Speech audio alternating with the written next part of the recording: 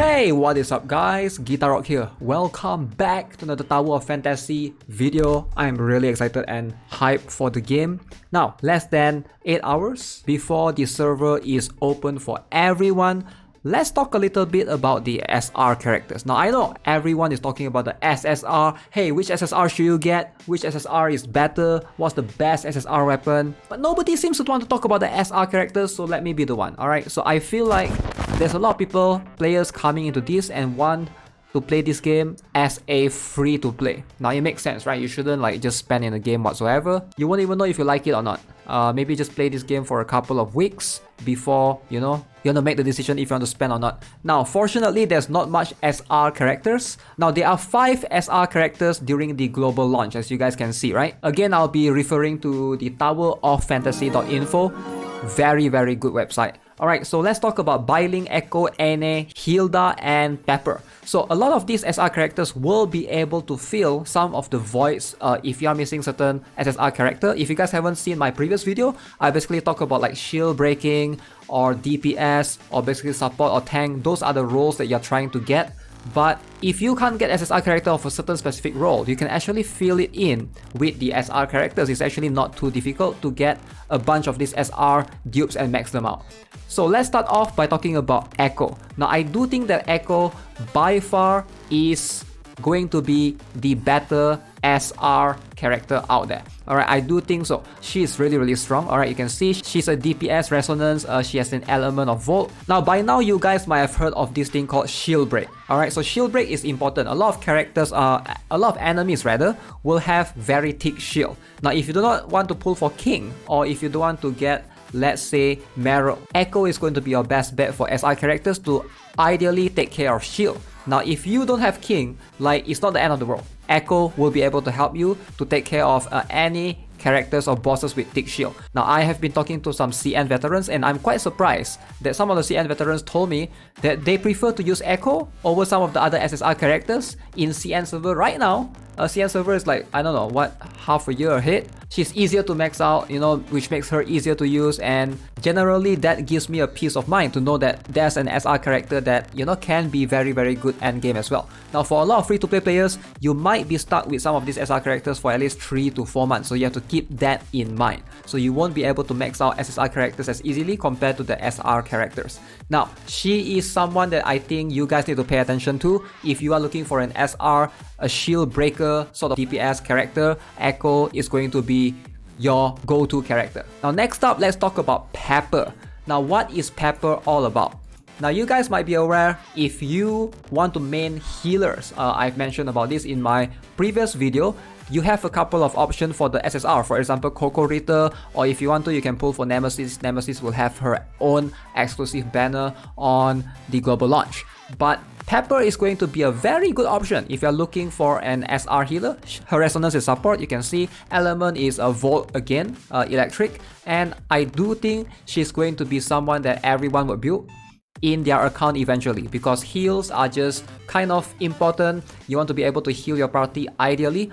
Now Pepper will allow you to do that. Like, just think of her as like, if you're coming from Genshin, she's like a Barbara essentially. It's like your early game healer, right? You might not be able to get a 5-star healer early on, so she's going to help you in a lot of contents. I would highly recommend building her. You don't necessarily have to max her out, so just make sure that you have her in your party and like a decent level for her healing to be able to sustain your team, to be able to do the DPS as well. Now if you want to, I've seen some players actually use her as the main healer and they actually go for the healing route, which is insane. Alright, so something that you guys can keep that in mind. I do think that Pepper is someone that you would definitely want to have in your account. Okay, so the third character I want to talk about is Ene. So I do think that Ene is probably the third best character out of this bunch. Again, this is just going to be opinion. Obviously, it's hard to give them a tier list or a ranking, but Ene, she's a little bit different. She's unique because she uses hammer. Now this is going to be very playstyle dependent. If you if you are someone that enjoys a slower pace but bigger damage sort of character build, then Ene is going to be the one you want to go for. Hammers are kind of rare. As far as I know, there's not much hammer sort of characters. She also has an ability to taunt as well, which is pretty cool for 1 star, right? And I do think she has very decent damage. And in PvP, from what I gather, NA is actually being used a lot early on. So if you care about PvP or if you want to focus on PvP, maybe you can consider building NA early on.